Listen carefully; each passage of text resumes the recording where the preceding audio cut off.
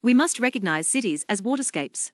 Recurring floods in major cities point to need for moving away from land-centric urbanism. People wade through the waterlogged streets following heavy rain at Kilometer Garden in Purusaiwatgam, in Chennai on November 10, 2021. PTI, Chennai is flooded. The northeast monsoon, that has been hovering ominously over Tamil Nadu, has brought with it the highest volume of rainfall within 24 hours in the last 5 years.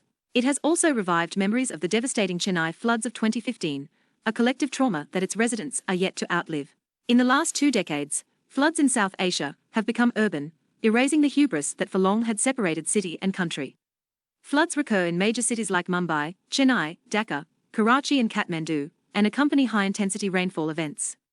In October this year, buses have floated down flooded roads in Hyderabad, while in Bengaluru, India's first greenfield international airport got inundated, reclaimed by the water it had hoped to displace and divert with concrete. In August this year, as monsoon floods raged across the subcontinent, IPCC's 6th Assessment Report, AR6, was published. The report noted the increasing frequency of heavy precipitation events since the 1950s, and inferred that they were being driven by human-induced climate change. https://images. The climate crisis, if there was ever any doubt, is here. It has made extreme rainfall events more severe and unpredictable than ever before. However, it only partially explains the recurrence of urban floods. The complete story lies buried in the politics of land. All cities in the subcontinent are waterscapes. They are threaded with rivers, speckled with wetlands and springs, and they rest on invisible aquifers. Yet, driven by a thirst for land, our cities are planned to subjugate water, not live with it. It is this land-centrism that undermines urban drainage. The word drainage is derived from Old English, drainian, originally referring to the straining out of a liquid. Urban drainage, if it was to do justice to its etymology, would turn cities into sieves that allowed water to soak and pass through. This required safeguarding the numerous natural watercourses threading the city as they drain water away and sustain fragile groundwater aquifers. These waterways, belittled as natural storm drains or nullas, have been sacrificed at the altar of land-centric urban growth. In 2014, Guba Labs, a research collective in Bengaluru, established through geospatial imaging that 376 kilometers of natural storm drains, encroached on and paved over, had disappeared from the heart of the Silicon Valley of India. In 2015, the National Green Tribunal in India formed a committee to report on the status of natural stormwater drains in Delhi. On inspection, out of the 201 drains recorded in 1976, 44 were found to be missing.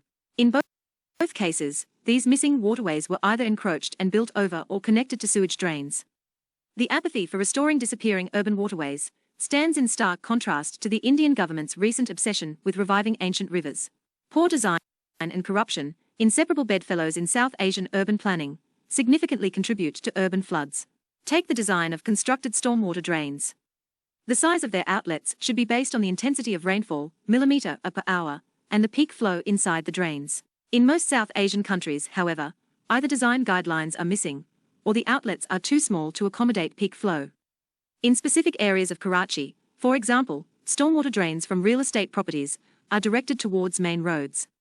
Little surprise then that above-average rainfall produces flooded localities. Similarly, by violating environmental laws and municipal bylaws, open spaces, wetlands and floodplains have been mercilessly built over, making cities impermeable and hostile to rainwater. In almost all cities in South Asia, residential properties have been built on stormwater drains.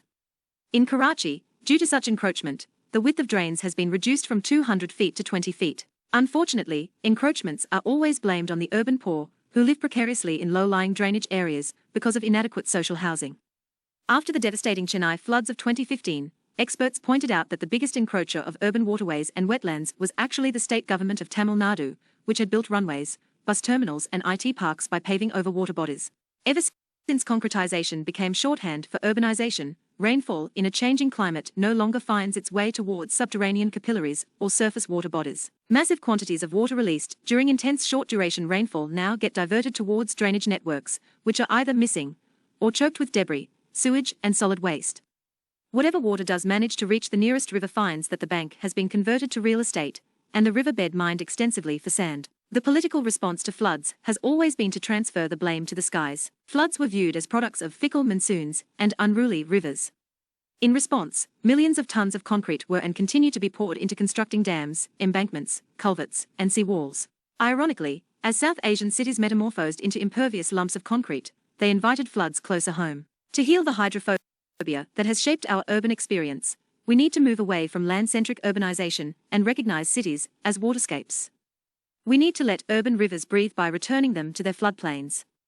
One restored lake or a reclaimed waterway, though welcome, is no longer adequate. The entire urban watershed needs to heal, and for that to happen, we need less concrete and more democracy and science at the grassroots. This column first appeared in the print edition on November 12, 2021 under the title Learning to Live with Water. Acharya is a Leverhulme Trust PhD candidate at the University of Edinburgh, UK. Dixit is Senior Advisor of Institute for Social and Environmental Transition, ISET, Nepal.